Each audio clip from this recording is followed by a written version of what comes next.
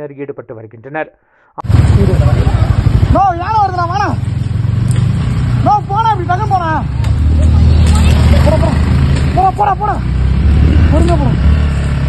வெளியே வந்துட்டோம். போடா போடா போங்கடா. போடா போடா தம்பி போடா.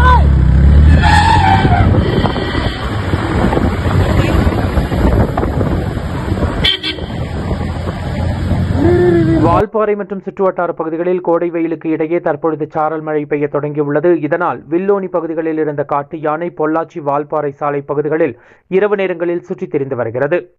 மேலும் வனத்துறையினர் வால்பாறை செல்லும் சுற்றுலா பயணிகள் இரவில் கவனமுடன் செல்லுமாறு அறிவுறுத்தியுள்ளனர்.